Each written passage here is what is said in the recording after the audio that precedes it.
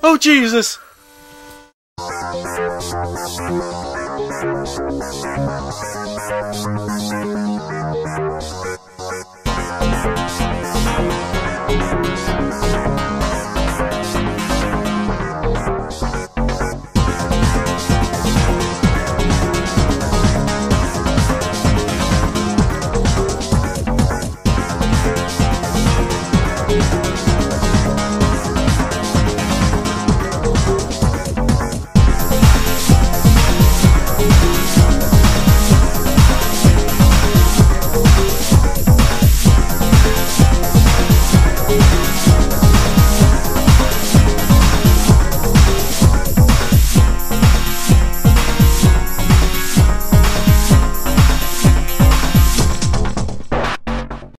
When talking about the Zelda series, it's important to note that there is no real tight-knit chronology between the games. Yes, sequels exist, but they're mostly from console to handheld versions. For example, Link's Awakening and the newest games for the DS, such as Phantom Hourglass and Spirit Tracks, are both sequels to past games.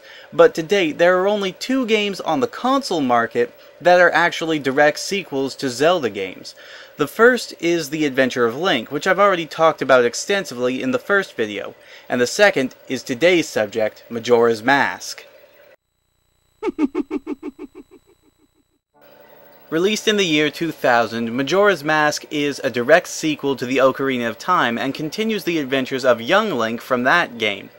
It's also notable in that it's the first Zelda game, and in fact the only one, that uses the Nintendo 64's expansion pack to expand the game and make it seem more realistic. At least in terms of Nintendo 64 graphics, it looks more realistic.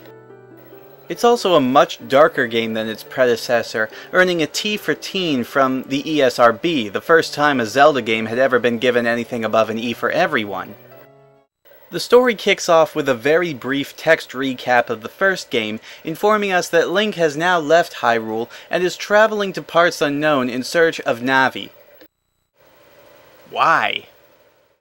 Actually, the game never says he's looking specifically for Navi, they just call her a beloved and invaluable friend, but hints throughout the game and the general consensus among the fans pretty much points directly to Navi being the person he's looking for.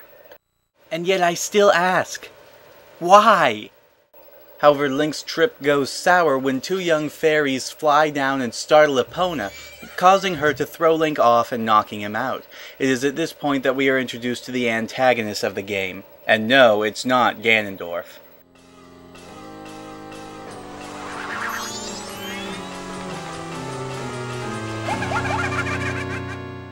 Link comes to and tries to grab his assailant, but the Skull Kid and the 2 fairies make off with not only the Ocarina of Time, but Epona as well. Link runs after them on foot, desperate to catch up to them, and runs smack dab into a sequence that just makes me think of Alice falling down the rabbit hole.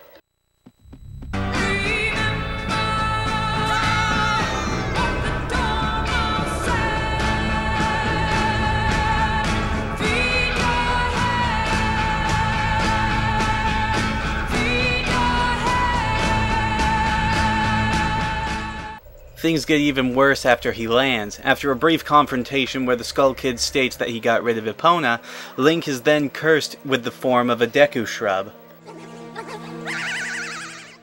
Link pursues the fleeing Skull Kid in order to try and get his form back, but the Skull Kid accidentally leaves one of the fairies behind.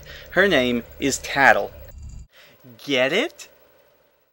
And so, with his unlikely ally in tow, Link heads into a strange clock tower structure where he meets the Happy Mask Salesman, a character from the original Ocarina of Time, who agrees to help Link get his original form back, provided that Link gets back both his Ocarina and Majora's Mask from the Skull Kid. Given a strict time limit of only 3 days, the 2 of them head through the doors into the land of Termina, and thus the adventure truly begins.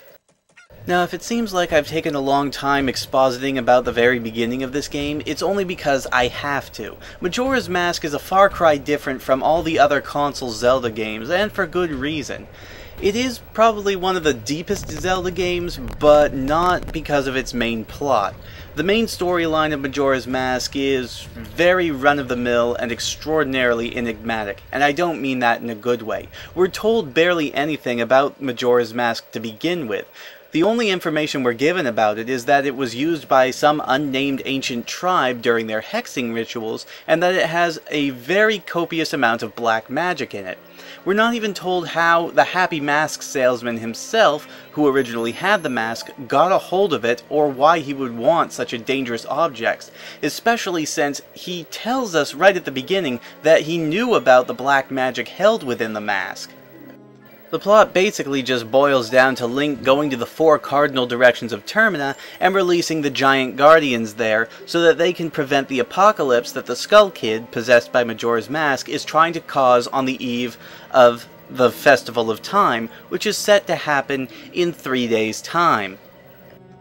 But where this game shines narrative-wise are its characters and its side quests. In most Zelda games, you really don't get a whole lot of personality from characters who aren't very integral to the plot. There's Link, whose actions are determined by the player, Zelda, who is usually an embodiment of good, and Ganondorf, who is an embodiment of evil. Those are the 3 primary characters we get in every single game. However, in this game, it seems like every single character, no matter how small their part is, has a huge flamboyant personality that is just a trip to listen to. They all have their own problems, their own schedules, and their own things to say, whereas in most other Zelda games you really don't get a whole lot from just talking to random people except for maybe some exposition or a hint about the dungeon that you're heading to. Here, it's all about their problems and not yours. Every single character, especially in Clock Town, no matter how small a part they may seem to play, usually has a problem that is directly affecting the main plot. And so, by solving their problem, you're bringing yourself closer to solving the problem of the entire world. It's a small to large type of thing, and it's very, very interesting. Tattle is a character who exemplifies this trait. Unlike Navi, who is in the game purely for exposition and to be ungodly annoying, Tattle actually goes through quite a bit of character development over the course of the game. She starts out as an extremely obnoxious fairy who only hangs around Link in order to get closer to her brother and to try and stop the Skull Kid from being so mean all the time, not fully realizing what the mask has done to him, to actually being a very heroic, kind, and caring person all her own. The journey changes her, and while we can't really see how it changes Link because, like I said, his actions are defined by the player, Tattle is sort of a secondary heroine in this game. And of course, I would probably be remiss if I did not mention one of the strangest creations to ever end up in a Zelda game. Tingle. Tingle is a 35-year-old man who is convinced he is a Kokiri who just has not received his fairy yet. I don't know what would lead him to that conclusion, but whatever floats his boat. He makes maps and sells them to you for reasonable prices, making him a valuable character in the game, but I just find him so creepy. However, a lot of people don't seem to share this sentiment, as he is actually one of the most popular minor characters in the Zelda franchise, to the point where he makes cameos in several Zelda games afterwards, and he is one of the few minor characters in the Zelda game that has actually spun off into his own game for the Game Boy Advance called Tingle in Rupee Land. I have not played this game, and to be quite honest, I'm quite scared to. Another important thing to note about the narrative is that it leaves out quite a few key characters that had been major players in pretty much every Zelda game before this. Pretty much every Zelda game has featured Zelda and Ganon, or Ganondorf depending on which country you're in, at some point in the game. Link's Awakening, while it didn't feature Zelda, still had Ganon at the end of the game, and while Ganon had been defeated in Link's adventure, he still appeared on the game over screen, implying that he had been resurrected. But this is the first game, excluding a small cameo from Zelda in a flashback, where neither of them play an active role in the story.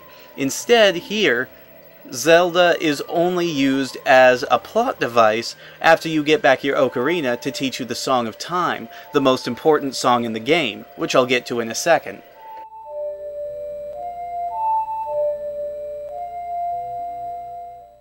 In terms of core gameplay, nothing has really changed. Link can still equip up to 3 items in addition to his sword and shield, he still jumps when he reaches the edge of a ledge, and he can still Z-target his enemies to make fighting them much easier. Rather